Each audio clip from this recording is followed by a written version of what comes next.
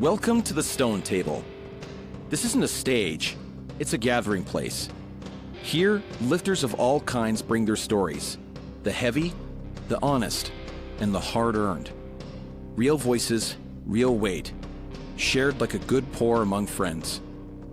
Recorded in Ontario, Canada, and open to lifters everywhere. Sláinte.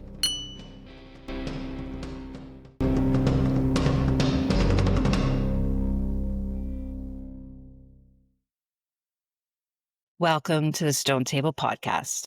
I'm your host, Rebecca Innes, and today we have a truly special episode lined up for you. Joining us in the studio today is Sarah, a remarkable individual whose journey in stonelifting has not only transformed her physically, but also been a profound journey of personal growth and community connection. In this episode, we'll explore Sarah's path from Edmonton to Sioux Lookout to her dreams of lifting historical stones in Scotland. We'll delve into the grounding experience of barefoot lifting and how the supportive stone lifting community has played a pivotal role in her life. Whether you are a seasoned lifter or new to the world of stones, Sarah's story is sure to inspire and resonate with you.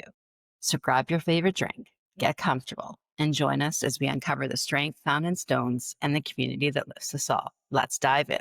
Sarah, welcome to the Stone Table Podcast today. It's an absolute pleasure to have you here. We have been talking about connecting since Edmonton 2023. So this conversation and chat and drink is well overdue. How are you doing? I am doing fantastic. Thank you so much for inviting me. I'm excited and honored to be a part of this. So as I start with every guest, now we don't always drink alcohol per se, but I think given that we're kind of in the Crownish area, it's 12 o'clock somewhere. So what are you drinking today? My favorite, I'm a Scotch guy. And so Auchentoshan is my go-to. And that's what I have going on right now. And I'm not much, I'm an hour later at 11 and I've got Deanston. Somebody gave it to me for my birthday. Supposedly it's got like I felt like it was a breakfast scotch. It's got candied orange and orange taste. So that's what I'm going for. So I'm going to just pour mine. I wanted to have it fresh. Definitely a little more than a shot for sure. So sláinte. All right. So as I said to you before, we first met in 2023 and we hadn't even lifted yet. And immediately I had a connection with you. And we'll probably get on to that later in the podcast. But let's kind of give it a start. Like, tell us a bit about yourself.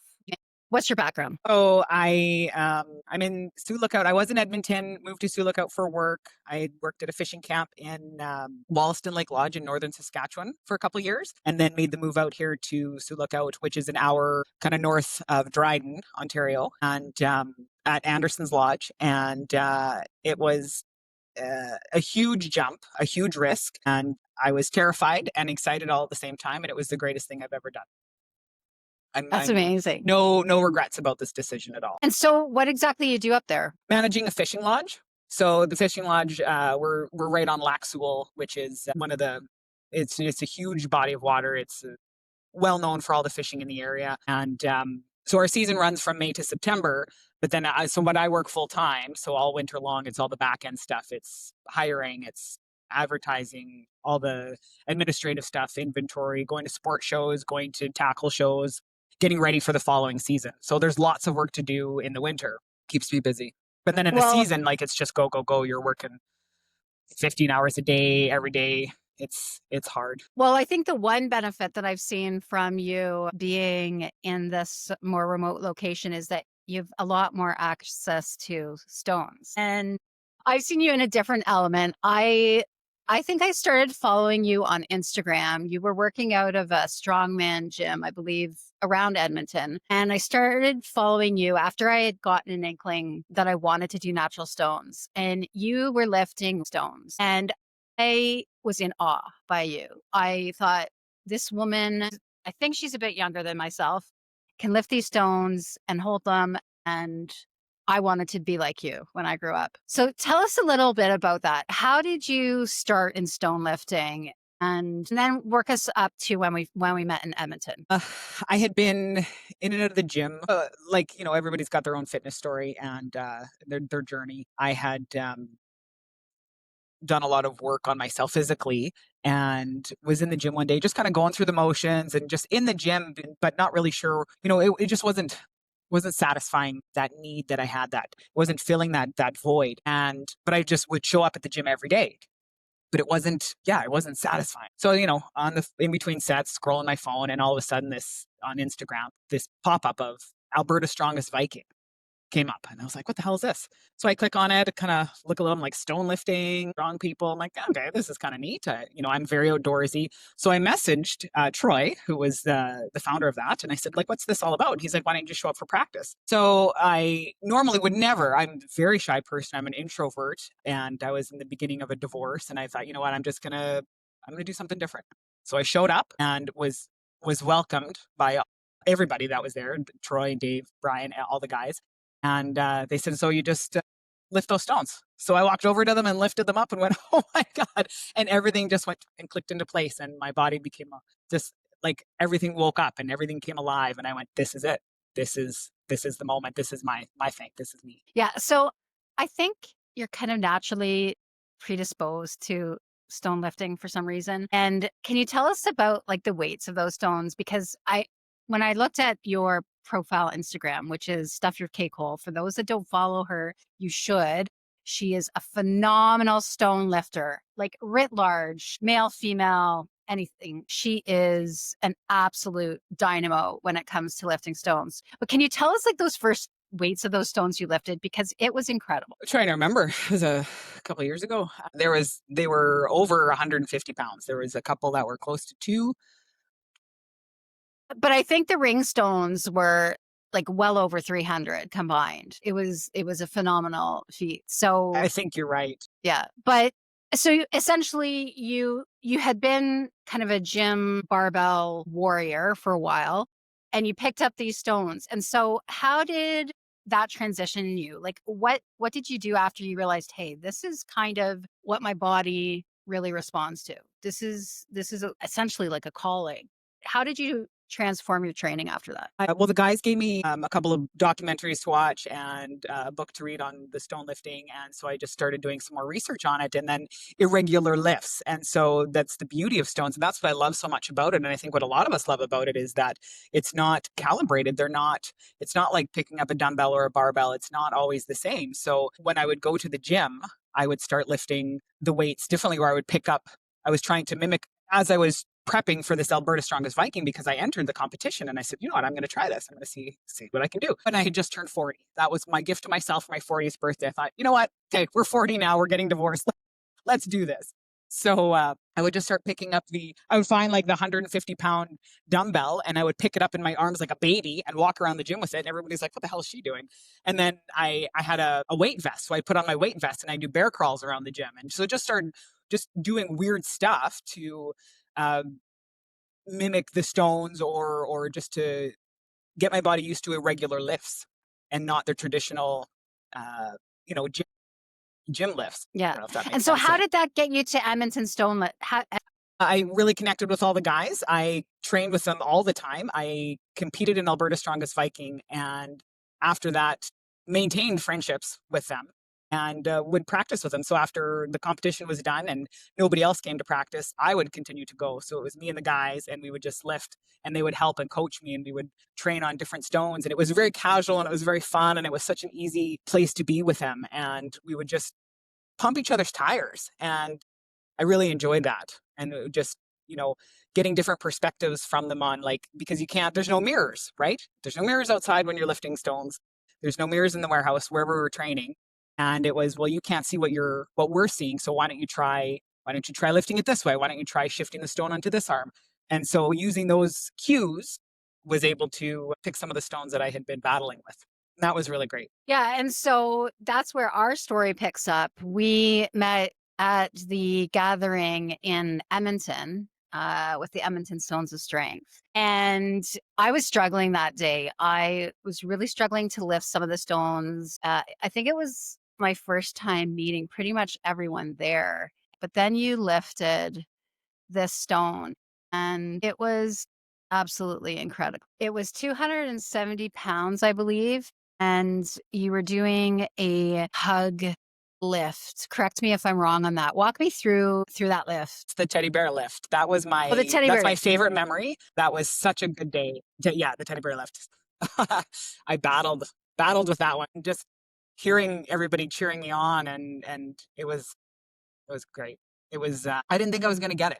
So the whole purpose of this lift is you pick up the stone and you stand up, and then you sit down and you kick your feet out, and then you stand back up again and you're holding onto the stone the entire time. Yeah, and what was phenomenal in this lift is so when you sat back down, like you were repositioning it, and I was like on the edge of my seat watching you because I've never seen a woman do this, and at least not in my early time in stone lifting.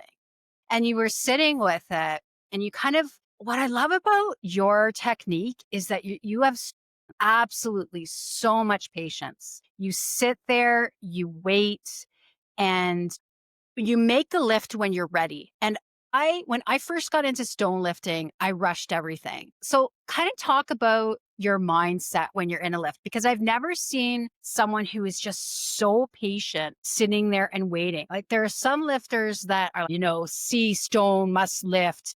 Let's like pull it. But yours is almost a movement of like a yoga movement almost. Talk to me about that a little bit. There's a couple that I've rushed a little bit, and I think, and I remember specifically one lift in particular. I was training with Troy. We were out in the bush, and there was a couple times where he said, "Slow down, slow down. There's no rush. It's just you and me. Slow down. Take it, take a second." And that just kind of resonated. And so I realized, what is the rush? Why am I pushing this? So I really kind of just being in that moment where as soon as I touch the stone, for me, I like to lift barefoot. I can't do it in shoes. It just I feel a great disconnect. So I'm barefoot, I'm in the dirt, and I'm feeling everything. And I meditate a lot, so I don't know if that helps, but I'm able to, for the most part, make a disconnect, turning off all the noise. And I just, I'm there in the moment, and it's the sunshine on my face, or depending on the day, right? It's not like I'll train in thunderstorms or the rain on my face, and lifting that stone and feeling that stone and just kind of running my hands along it and deciding how am I going to lift. And then once I lift, feeling that exchange of power is the best way I can describe it. You have that stone in your lap, and it's an exchange of power. And it's just, okay, take a deep breath, and now we stand up. And when I'm able to be really focused and be in that moment and just absorb everything, that is what has been most effective for me. So this just gave me absolute shivers. So as women, like when I started my journey in strength, I was all very much about numbers and becoming the best I could be and getting my PRs, get like checklist on awards, checklist on podium, checklist on that. And I'm shivering right now, but what hit me hard was the embodiment piece. I think as women, we grow up very detached from our bodies. And what you're speaking about is that process. And I came to it after 40, after I had my meltdown. And I said, I can't live this way anymore. I need to get back to my body and listening to what my truth is and listen to what my body says. I think that's why I was drawn to you is I can feel that in you. Have you always been like that? Does this resonate what I'm saying on becoming embodied in stone lifting? Yes, I understand. I understand what you're saying. It has not always been like that for me. Like I grew up in a foster home. I was very troubled teen, young mom, that kind of stuff, and really had some struggles and some challenges along the way, and really wasn't the best version of myself. And then it just hit 40 and was really trying to put the work in and do the work, and finding stones and how it made me feel allowed me to open myself up completely, not to people because I really struggle with that emotional connection with people, but with the stones and myself, and the whole owning my bullshit and being more confident and really striving to accept myself, and not, the same, like always, wanting to hit those higher numbers and what are people going to think, and climbing that strength ladder. and always wanting to be better. And I still always want to be better for myself, but not for other people.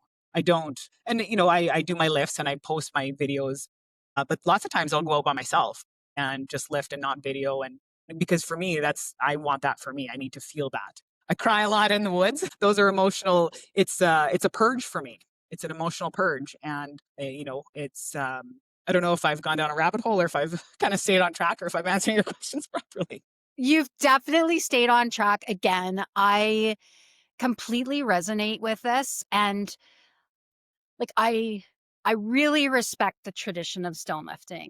I respect that it historically was, competition. It was finding your place in the world. And we are doing it through strength because both of us have solid performance when it comes to lifting stones numerically. But it's that inner strength that I felt from you and that I think has grown through stone lifting. Your barefoot approach to stone lifting. When I get off course, I remind myself, it's like, go out, get a stone, take off your shoes, get in the ground. And I know Unknown Strongman is also very much pro barefoot lifting. So shout out. But talk to me about that. Like, am I my woo woo way off here, or is that part of it for you? Because in Scotland, actually, I That's was a like, huge part of it for me. yeah, in Scotland, I was like, Jamie, I'm taking my bra off. I'm taking off my shoes. I'm doing this how I want to lift this stone. This is what my body is calling me to do. And he went with it. But yeah, talk to me about that grounding element. Because you're very much, every time I see you lifting, you're bare. I just connect. I connect with the earth. I connect with the environment. Everybody who knows me knows that I'm a little bit weird, and I embrace that fully. Like I don't know, like a weird hippie or just this woo woo bog witch. I love it. I am who I am, and for me, being outside lifting. Well, and I mean, sometimes in competition, as much as I can be, I have been barefoot in competition. But yeah, when I go out in the woods, I just connect. I feel that connection. I want to feel the discomfort. I don't want to. Yeah, it doesn't feel great.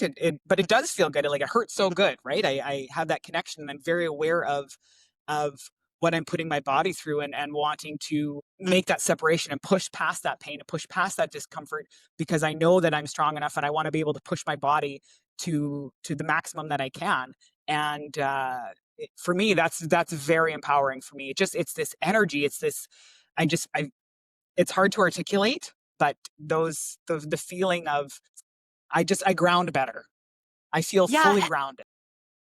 And I feel like it goes back to a conversation that we had that you resonated with in a feral way. Like it's very natural, very grounded, very earthy. And I feel like as women in our 40s, we kind of are going, it's a call to go back to that. Does that resonate with you, like physically, emotionally, spiritually? Yes, there's an ongoing joke that I'm very feral. I am. I don't know.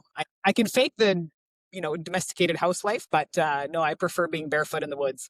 I just feel more empowered. I feel brave and courageous and confident and at peace, and my soul feels at peace. And that's the biggest thing. I do, I'll go for a ruck. Like this morning, I went for a ruck, and I try to really push myself physically. So I'll add as much weight as I can, and I'll take all these different trails. And I'm very fortunate where I live. There's so many beautiful areas, gorgeous trail system in the Dryden area, and in Sioux Lookout, you just go off into the bush, take my shoes off and walk in the moss and under the mud and the dirt. It's incredible. And listening to the trees creaking and the ravens, and it just, for me, everything kind of calms, and I feel this warmth, and I'll cry, I'll filter my thoughts, it just feels, for me, that's a purge. And because my job is so high stress, this is what I do to decompress.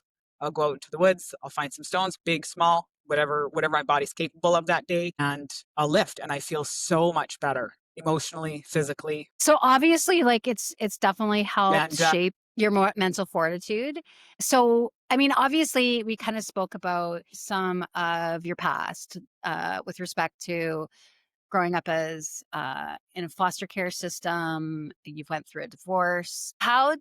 And coincidentally, at the same time as you were going through your divorce and hitting 40, which is that magical age for women, it basically changed your trajectory with respect to life, relationships, and personal growth. And that I know strength is in numbers, but that the strength that women get when they hit 40 and start to individuate and claim their self back is strength as well. And I see that in you. And how did stone lifting help you navigate through your divorce, through overcoming trauma? Or have you even put it in that perspective at all? Gave me an outlet. Most people say the gym is their outlet, and or like lifting or kickboxing or whatever it is. Most people look to have an outlet of some sort, and stones was it for me, because it wasn't just like angry lifting and heavy metal and smashing weights around. I've done that, and sometimes I still do that. But for me, when I'm really uh, currently trying to I have a 24-year-old son, and navigating that relationship with him. So those hardships that come with those moments where I really look for strength and understanding, and Owens has helped me with that as my outlet.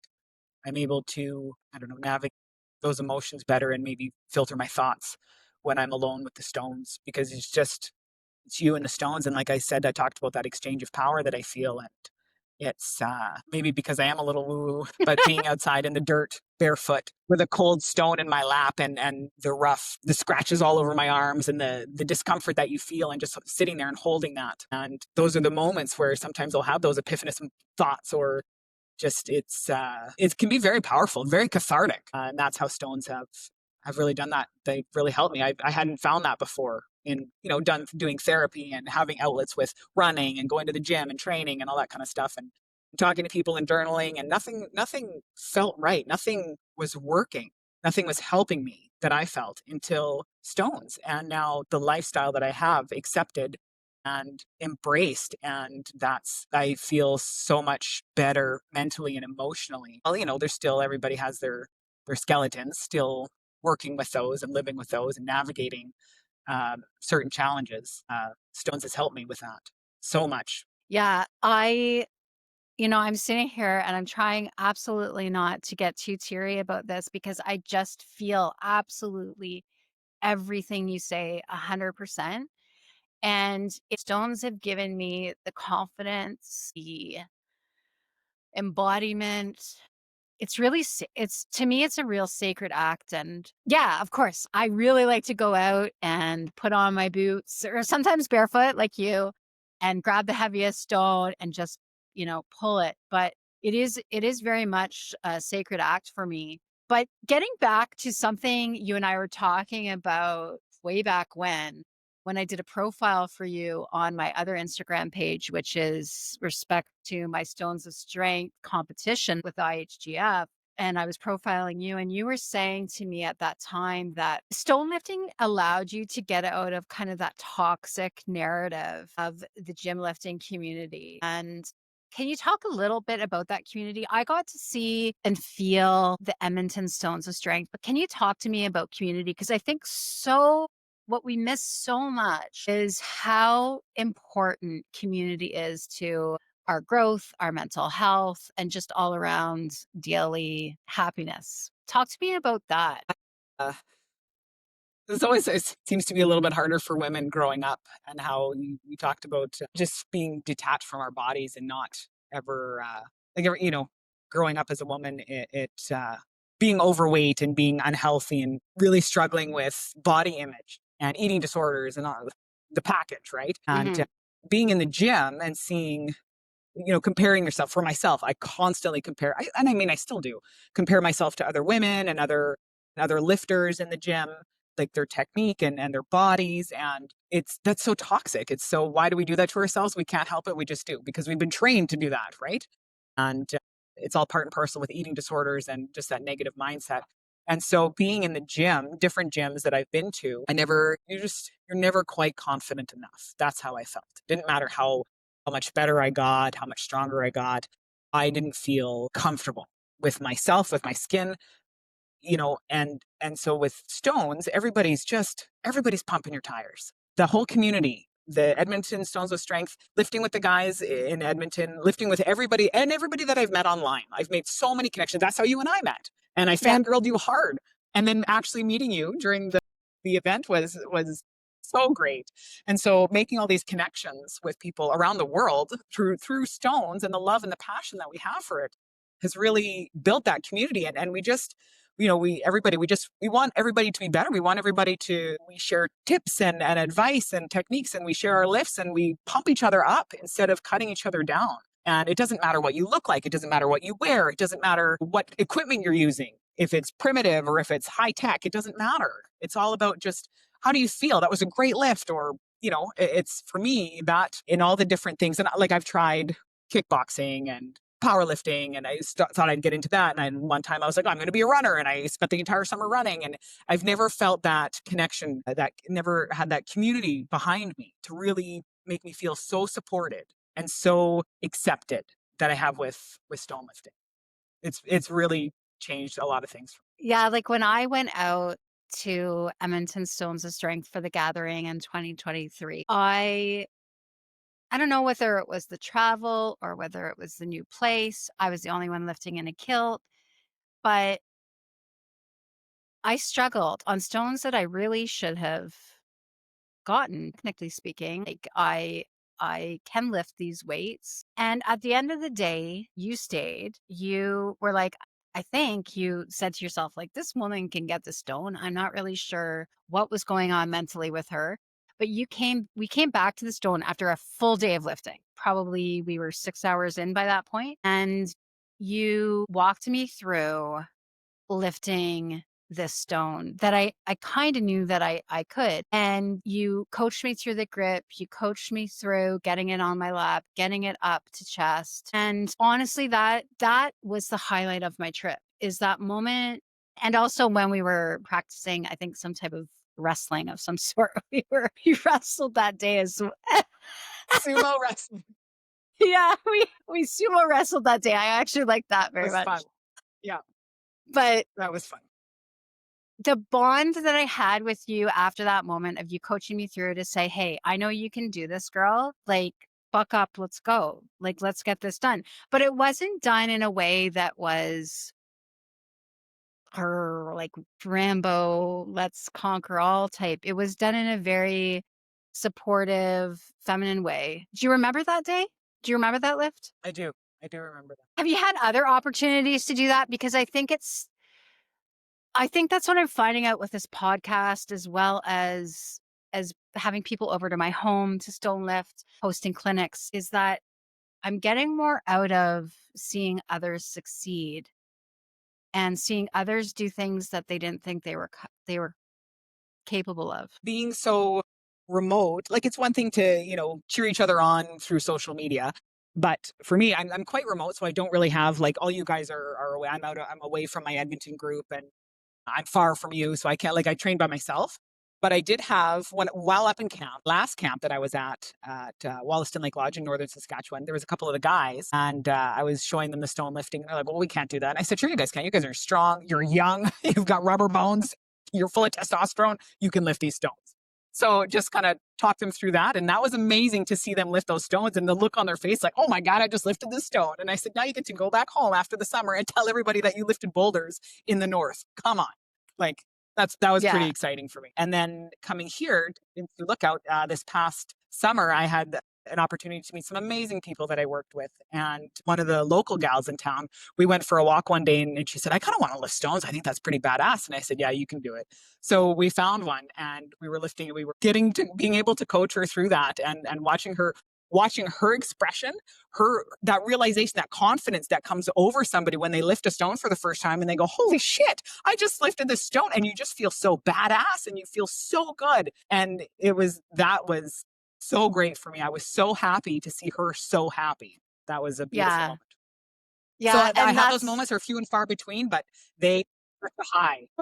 With respect to training, I've always kind of wondered, like, what does Sarah do when she's so remote? Like, what does your training regime look like? Or is it all very much woodsy, natural things, kind of like unknown strongman? It's a bit of a blend. So I am out in camp, but I'm I have there's a small, in Sioux Lookout, which is about a 15-minute drive. There is a small gym at the rec center, and it's sufficient. It's a great gym. It's just, it gets busy, when you pack in 10 people and then you're waiting in line to get into the cage. So on days where I'm out in the bush, or on days where I need that mental break from people, I go to the woods and I have a tire and a rope, and I'll pull a tire through the woods with my ruck bag. I will go and just find different implements, irregular lifts, logs, stones, rucking. It's anything that I can do, carrying kegs around camp, anything I can do to just put my body through that physical stress as much as I can. It's mentally makes me feel good, and I know it just benefits me in the end. So I make a point of doing my regular training in the gym when I can, like when when the gym's available, and also at home. I have a modest collection of gym implements at home to use, but I try to be outside as much as possible before it's we're balls deep in snow up here. So I try to get out as much as I can and making it as challenging as I can. So I'll uh, as I mentioned to you earlier, I'm slowly increasing my ruck weight, and just taking more challenging uh, trails. And then, different things. Okay, what do I have to train today? I need to train pulling or pushing or whatever it is. Or, sometimes I'll just get derailed and think I'm just going for a ruck, and then I get sidetracked because, there's a good stone over there, or there's a log, I can pull that log through the bush, and I'll strap a tie around it and just yank it through the bush as much as I can. It's those are fun moments. To me, that's just playing.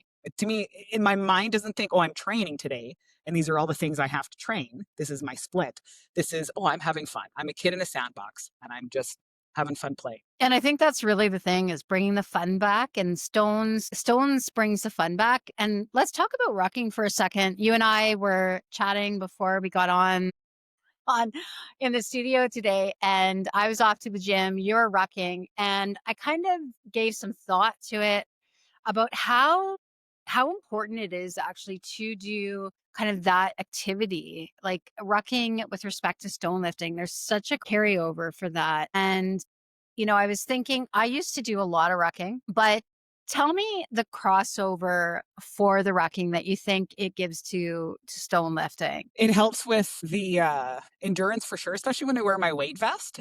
That compression on your chest and being able to control your breathing, I found. So when you're, and because in it, like I have a weak grip, and that's my deficit. So my technique typically is to bear hug and lift. So that crushing feeling and being able to control your breathing, and where it's less of a deep breathing, it's more panting. So it really helps. The rucking and wearing my weight vest really for me helps with the cardio component of it, and being able to control my breathing.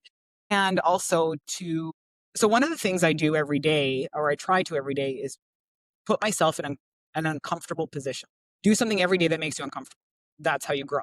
That's obviously not mine. That's, everybody knows that. So I really try to stick to that. And it's easier for me to push past physical discomfort. And that's what I gravitate to, versus like making an emotional connection or making yourself vulnerable. I don't like doing that. It's easier for me to put myself in physical pain and push through that. I can do that much easier. And so I stick to that every day to try to push myself past that point of discomfort. And so this morning, rucking, and I did a heavy ruck Friday night, Saturday morning, and then this morning, and I went again, and I was thinking, okay, yeah, it's a beautiful, crisp morning. The sun's coming up. It's gorgeous. I'm out there and thinking, get a couple miles in, and my body's like, no, you're a milk bag. Go home to bed. And everything hurts. My lower back hurts. Although those old injuries just flare up, and you're like, no, I'm too old for this. Go home. And that's when your brain's like, okay, this is where discipline kicks in. No, you're going to push. And it's a fine line, though, I find, because it's a matter of discipline and pushing yourself, and then remembering, okay, you are in your 40s. You have had injury. Don't be stupid, because if you hurt yourself further, you'll just be so mad because you can't, and that's where I dance on that line of pushing too hard and, wanting to make myself better and then injuring myself. So understanding, okay, is it time to dial back? And so making that compromise with myself. All right, so I didn't go on as long of a ruck today. How much weight did I have? I am going to the gym tonight. So, that's the kind of thing that I try to remember. And that's where my discipline, where I have to turn on that part of my brain. We're like, okay. And this segues so nicely into something that I've wanted to talk about how our goals change as we enter more of we're not that senior, but we're, we've entered I'm going to be 50 in a couple days. And how do your goals change? How does your training change? And I can feel it when you speak that again, it's listening to your body, knowing when to say discipline, knowing when to say keep going. Talk to me a little bit about how your goals have changed as you've transitioned into this kind of new phase. Before, when I first got into stones, it translated into strongman. So I competed strongman for a little bit, and I thought, yeah, I love this. I really want to get into this. And life sometimes just doesn't allow that. And I realized I was competing against, because I didn't want to compete in my age group. I wanted to compete in the open class as much as I could. I felt that I was capable. And then there's some humbling moments where I'm like, I am competing against these 25-year-olds, whether they're on gear or natural, they're just monsters. And I am middle-aged, and my body just wasn't allowing it sometimes. Making that realization of, it got to the point where I couldn't, like, work just didn't allow my job. I shifted gears and started working in camps. So that ate up the summer. Well, that's when most of the competitions are. So I had to make that decision. Okay, what do I want to do? How am I going to do this? Well, stones is my heart and soul. And in the end, it came down to, I don't need to compete against other people. It was fun, but I don't need to chase any medals. I don't need to chase that. For me, I just want to lift stones. I want to lift stones. I want to be as strong as I can be for longevity, for, to be able to take care of myself. So one of the things that, some people have a mantra, some people have something that my sister will leave little notes to herself just as like little confident boosters. And for myself, every day, I tell myself, nobody's coming to save you. Mm-hmm. Nobody is coming to save you. So whatever situation I'm in, whatever decision I make, I have to own that. I have to accept that. I have to get myself out of it, because nobody is coming to save me. I am on my own. I'm doing this by myself. So with, in respect to training and stones or rucking, there's lots of times where I get all gung-ho and excited, and I'm like, yeah, I'm confident, and I'm going to pack all this weight in my ruck bag, and I'm going to go for 10 miles. And then I get in there and I'm like, oh, this was a bad idea. I regret everything. And then I think, okay, well, you know what? You made this decision. You wanted to do this. Finish it. Finish it. Don't bail. Don't drop the stone. Don't drop your ruck bag. Finish it. And that's where discipline comes in. And that's where the part of my brain clicks in, where it's like, okay, you're not going to be a milk bag today. You're going to fucking finish this. And that's what really pushes me up, and then, I get back to the car, or I get finished, and then I start to cry. I'm like, oh my God. Everything hurts, but I finished it. And for me, that's important. It's, this conversation, as I said at the beginning, is so overdue. And I hope the listeners are enjoying it as much as I am, because it is in the moments, those tough moments of saying, do I just fuck off today, or do I pick up and make myself better? And you were just reminded me of that. And the fact that before we were recording this today, you said you were going out for a ruck, and I was already on my way to the gym. So I was pretty set there, but I'm like, hell, if Sarah's out rucking, I'm going to give it my all on my run today. And I think that is so important as we get to, well, any age really, but it's just not to give up, not to just say, hey, I've got the white picket fence, I've got the job, I've got the this and the that and the husband, or I don't have a husband and I have a partner. You got to get uncomfortable. And stone lifting makes you fucking uncomfortable. There have been many times that, and I remember this when you and I were out in Edmonton, where I had the stone up on my breast and I was trying to get it up to shoulder. And everyone listening, and that feeling. That feeling of when you've got it there and you've got to huff and huff and huff. And you could huff multiple times, but you're out of gas, you're out of air. And there's something back in the back of your mind that says, no, I'm not dropping this stone. I am going to go. And I didn't have that before stone lifting. I don't know if you did, but it's when you're shouldering a stone, is the most uncomfortable feeling I've ever, besides childbirth, that I've ever had. And there was one that you did with I think it was with Dave. Talk to me about that one. You were stone lifting with Dave, and it was a heavier stone, if I recall. And it was one of your proudest moments. Couple. There's There was one with Troy, one with Troy, Brian, and Dave, like the core group. Dale's part of that as well. I don't think he was there at those times for me. Oh yeah, let's do a top up for Yeah, sure. right? It's going to be, but Slante. Well, and it depends how much you have left in the box. The teddy bear lift for me was Troy. Troy was that voice saying, just do it, just lift it, and yelling at me. And I kind of barked at him. And it was all done with love and in jokes. But he really pushes me. And Dave is just the biggest cheerleader. So Dave and I one day we'd gone to at the time we'd called it the Stone Garden. I'm not sure. I've been gone for a while, so I'm not sure what they call it now. In Edmonton, where we had done the event. And it was just he and I one night, just by chance. We happened to be there together lifting. And, it was about 3:05 was the stone, and I was struggling and we're just goofing around. Like we weren't there to show off for anybody. We were just having fun. And he was cheering me on. And I was able to get daylight underneath this huge stone for me. And I that's as far as I got it, but just deadlifting that stone up just enough. And he's like, yeah, you got it. And he was so pumped for me. And that was such a great moment. One of the other moments for me was shouldering a 210, which was the biggest shoulder I've ever done.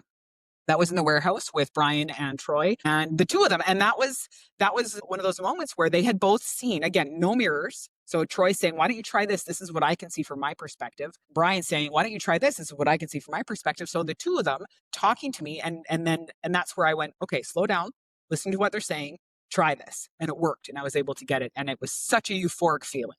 You're just so pumped when you finally make that lift that you've been struggling for, that stone that you've been battling, and you get it, and you're like, oh my God, it's such a high. And those guys, I have lots of support from people that have, that I share my videos with, but the core group, I have so much love and respect for them, and really truly appreciate the support that they've given me. But 210 is absolutely ridiculous, like for anyone to achieve. Like I'm so proud and so pumped to have you as my friend, to say that, you go and you do, and, it's more than the numbers, but your numbers are pretty awesome. And so, it's just incredible lifting. And regardless of who you are, where you're from, if you can take pointers from Sarah, Stuff Your Cake Hold, like you're well on your way. And so, speaking about pointers, you mentioned already one of your mantras was, no one's coming to save you. Like, I really relate with that. What other type of mantras, mind shifts do you have before a big lift? Like what were you thinking about before that 270 that you did the teddy bear? Most of the people that know me know that I have really bad stage fright. Like I mentioned before, I'm an introvert. I'm super shy. In training and practice, I'm a pretty good beast. And then in the moment, in competition, everything falls apart, and it's just stage fright for me. So being able to put myself in that position where I'm barefoot and feeling everything. So turning off the noise, and everybody's cheering, or they're yelling, they're talking, and being able to make that separation and close myself off. I can't see them, I can't hear them. I am in the moment. I can feel the dirt under my feet. I can feel the sharp, rough stone. Take a deep breath and lift. And just try to make that separation. And again, like I mentioned before, feeling that energy and that exchange of power. So does the environment then change how you lift then? Like if you're in the gym versus out in nature, how does that change your connection with the stone? It does a little bit. In the gym, there's the distraction of, it's not, because you're not outside. I'm closed. I'm in a box. Yeah. There's other people around. There's all that energy, other people's energy. And I can really feel that. And when I'm lifting outside, I won't have my headphones on. Whereas in the gym, I've got music deafening me, like it's blasting in my ears, just because I don't want to talk to other people. No, everybody's doing their own thing. Nobody cares about anybody else, but you're still in there with a whole bunch of people. So sharing that space with people, it's different. And I find that going into a lift in the gym, it's like the physical cues where, okay, do this, take a deep breath. Okay, lift. Versus outside with stones, it's feeling. It's not going through the checklist in your head. It just happens naturally. Brace your feet, like you brace your body, you dig your feet in. I've got this weird thing where somebody brought it to my attention where I do this like foot shuffle thing, and I kind of wiggle my butt. And I never really thought about it until I watched my videos, and I went, oh my God, I do that.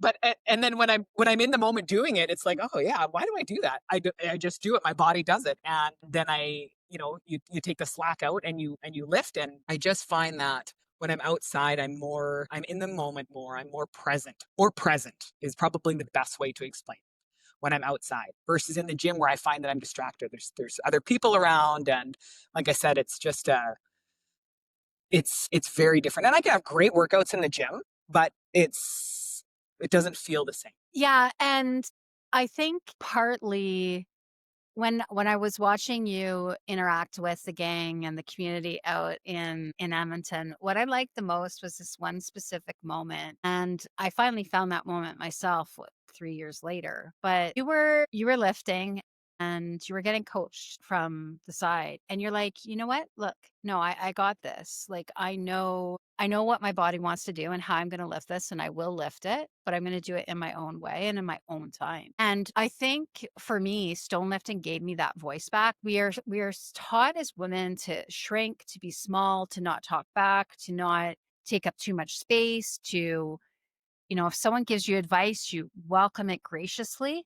And you didn't in them. And I repeated that with myself, with Jamie on my last trip to Scotland, saying he wanted me to do something a certain way. And I'm like, no, this is my lift. I want to lift it this way. And I got my voice back. Did you always have your voice, or progressively through strongman, through stone lifting, did you get that kind of strength back? I definitely didn't have it before. I definitely did not have it before. I was always trying to shrink. Always. Mm-hmm. It makes me sad to say that. Like, it's kind of emotional. I know. When I never been asked that question before, but saying it out loud, thinking about it, yeah, I was always trying to shrink and then regretting things that I did say. And Mm-hmm. Stones really gave me that confidence to, like you said, no, this is my lift. This is my lift. Shut up. I appreciate your support, but stop. This is me in this moment right now with this stone. This is my lift. I'm fucking doing it. And he let you Stones have gave me that. that. I didn't have that before. Yeah, and he let you have that day. And and things went on normal. And I think that's what's great about the community that we've surrounded ourselves with, is that the strong masculine men, that the healthy masculine that we've surrounded ourselves by is like, you know what? These women are exerting more than just numbers strength. They're coming back to themselves. They're finding their own voice, and we're going to share that space with them to let them do that. And as we were prepping for this call, I mentioned that was one of my favorite points about Edmonton. It's one of the things I wish we could do, or that to draw women into stone lifting, to see that this is part of the growth and the path. It's just not about lifting a heavy stone. They could lift 30 or a 60-pound stone and it would still be valid and important. And I guess this is where, like, I struggle right now, is that the big lifts are celebrated, but it's these small, tiny lifts that are important. So can you talk a little bit about how what you see in the world of women in stone lifting, and kind of what we could create and how we can get women out, and what our listeners could do to equal the playing field, to allow women to have the growth that you and I have had, both in physical strength, but also in that strength of spirit and psychology and that mental prowess. That's a tough one. I agree with you. It's always good to, we always feel empowered when we're able to lift those big stones, but for myself, dealing with injury, and I'm sure you've suffered the same, we've all hurt ourselves, and those humbling moments when you're like, okay, my body's not where it was 2 years ago, so I'm not able to lift this 270-pound stone, but still celebrating the little ones, the smaller ones, making it more aware, making it more fun for women to come out and try it. And I think it's really growing, and we're really reaching a lot of women and saying, like I had that experience with one of my gals from the summer, saying, try it, come and try it with me. And she loved it, and she thought it was great, and she felt so good about it. So just kind of making it more accepting for women in, strength sports. And it really is growing. But as far as just natural stones, if it's I think everybody should come and try it. Try it once, try it one time, take your shoes off, get dirty, break a nail, have mud on your face, just try it. Be feral in that moment. And it's such a different experience than anything you'll find in the gym. or in any yoga studio or any spin class. And that's great. And I really think that we should really focus, like, health and fitness is important, but just feel it from a deep emotional connection. You don't even have to share it with anybody. Just go out in your backyard, take a walk with your dog, take your shoes off, sit in the dirt, just be in that moment of nature, especially with the world as a hot dumpster fire right now, right? So make that separation and just go in and embrace that. No matter how old you are, you're, coming into our crone years, it's a fuck everybody else and their opinion. I feel strongly about that. Who cares? The only thing that's important is ourselves and our children. And that's what our focus should Yes. be. Yes. So really, be there for yourself, be strong for yourself. And if you choose to share that with other people, great. There's a whole community out there of men and women who will support and help navigate through if this is something that somebody wants to try. But, let's celebrate with each other those big, heavy, powerful competitive lifts. But let's also celebrate the smaller lifts that maybe, like you said, they're not big numbers, but you're lifting a fucking stone. Yeah. Right? Like, I don't know. I think maybe it's the Scotch talking, but to me, I just feel, I love it so much. It's that we need to push past that comfort zone, do something different. Don't sit in the traditions of what we're supposed to do. Try something different. Be feral, own that moment, be in nature. We have all this around us. And I mean, it depends on where you live. I'm so fortunate. And every day I tell myself that, like, look at where I live. And I send my buddies these videos and saying, like, and I nerd out hard, like, look at where I live, you guys. Look at these stones. Look at this tree. Look at this moss. Look at this rock. Like, it's silly. And I nerd out hard about it because for me, this is my connection. This is where I feel it. And being able to share that with the people that accept me and kind of feel the same way about my mindset, my lifestyle. And I just, I talk to a lot of people that I meet. I recently had a curling bonspiel with a girlfriend, and I've never curled before in my life. And it was a joke about, oh, now you're throwing stones down instead of picking them up, but it's still stone related. So, but I met a lot of people over the weekend, and being able to talk to them like, oh, that's really cool. You do stone lifting. I would never do that. I'm like, why not? Well, I don't know. Because I run, or I go to the gym and I lift weights. I'm like, go try stones. Try it. It's amazing. Well, I don't think I could. Yes, you can. 100% you can. Can you pick up a baby? Can you pick up a bag of potatoes? You can pick up a stone. It doesn't matter the weight. It's about feeling that feral connection, that wild, raw, unfiltered, and I don't know, it's just going back to that culture, that gym culture, the gym that I'm in Sioux Lookout. You see these girls walking around with their tarps off and their tits out. I don't know what's happening over here. I'm going to go out to the bush in my dirty hoodie and sweatpants, and I'm going to lift this stone barefoot. And I don't give a shit what I look like. And nobody cares. The trees don't care. The stones don't care. So I don't know. Sometimes I look at my surroundings in the gym and I look around and I kind of laugh and I think, this isn't for me. It's the ultimate connection to what is important. And I think this is I'm early in this podcast, but from what I'm seeing is that it's the connection back to what is truly important and to self.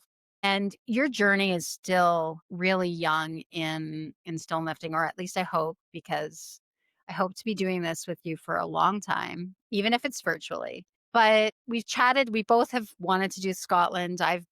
What are your kind of stone aspirations? Where do you hope to go with respect to stone lifting? Do you have any travels in sight? I do. After my first initial, the Edmonton Stones of Strength, Alberta's Strongest Viking, my first initial introduction into stones, I was like, I'm hooked.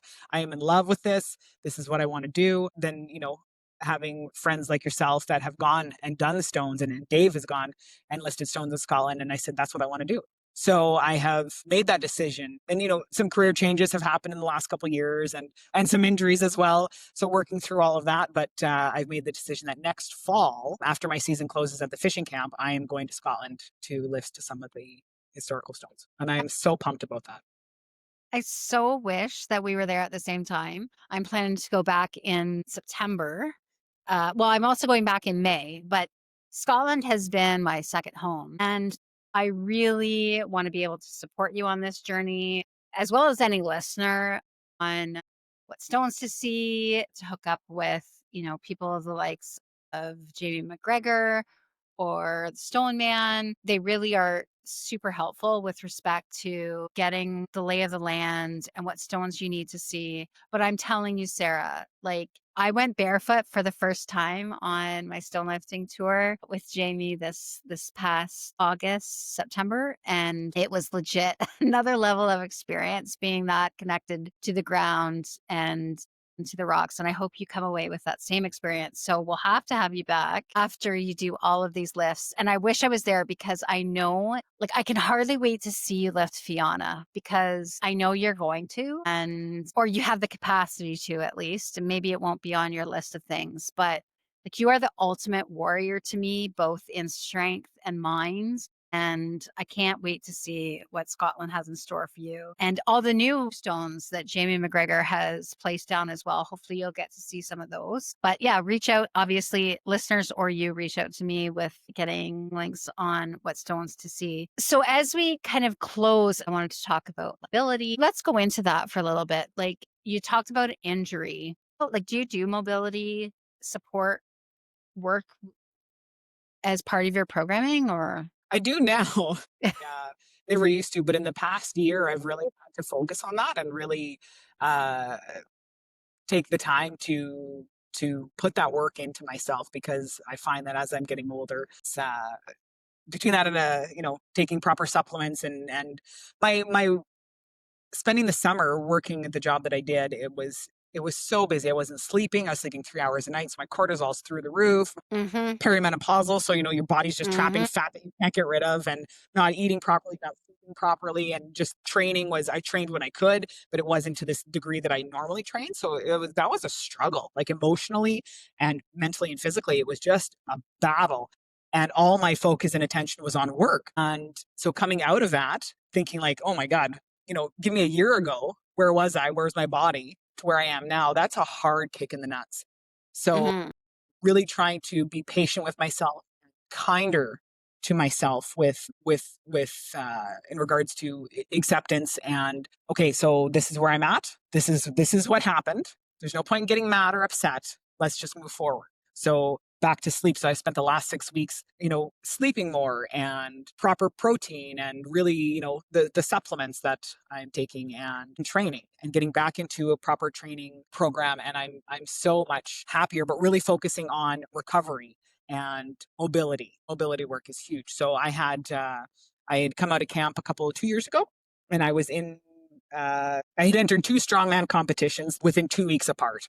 And so I come out of camp and I'm in the gym, Mach 10, and I'm just balls out training. And of course, get an injury, bulge disc, and it was just a nightmare. So my lower back and my hips just are the first thing. I'm constantly at like a 4 to 5 every day, sleeping, working and sitting. Like right now, I can feel it. I could feel it on my rack this morning. So things like that. It's and realizing, and it's humbling because I can't lift. I couldn't lift a 270-pound stone today. Absolutely not.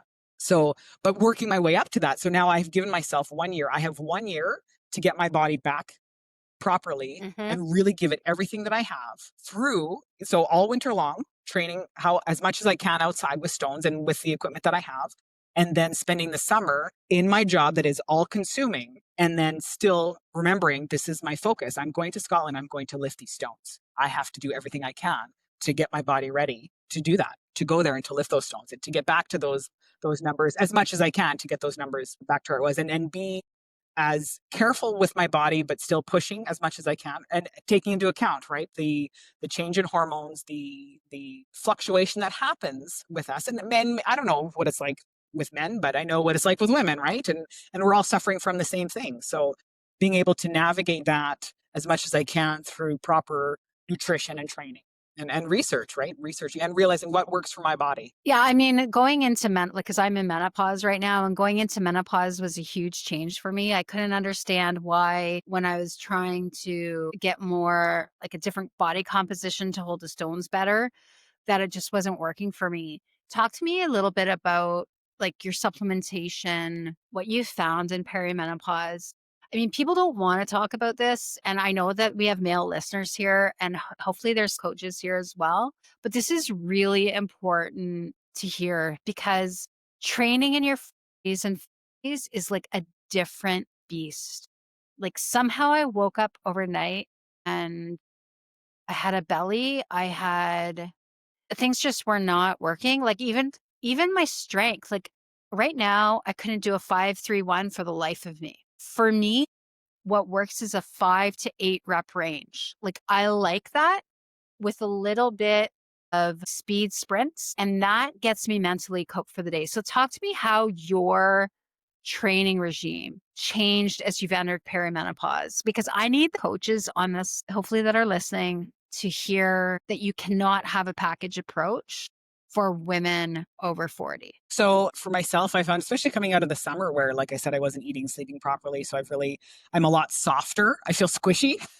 Whereas, yeah, and and I look back to a year ago or 2 years ago, and I think, God, I thought I was bad then, and I should have been more grateful back then. And I think we all do that. But I find that I obviously I can perform better with with a little bit more sleep and a proper protein intake. I swear, and all of my friends know that I have sworn by glutamine is my number one supplement. I don't go a day without it. I've been the last 3 months taking creatine proper, like consistently, and oil of oregano and anything for anti-inflammatory. So lots of ginger, turmeric. I juice. I do the green juice. I juice as much as I can. I try to get it daily, just to help with inflammation and gut health. I'm all about gut health, and that's the more research that I do on that. It proves that it's working for my body. And yeah, it's not a package approach for women. It depends if you train so much differently in your 20s, your 30s, your 40s. If you've had kids, if you haven't, like it's very different.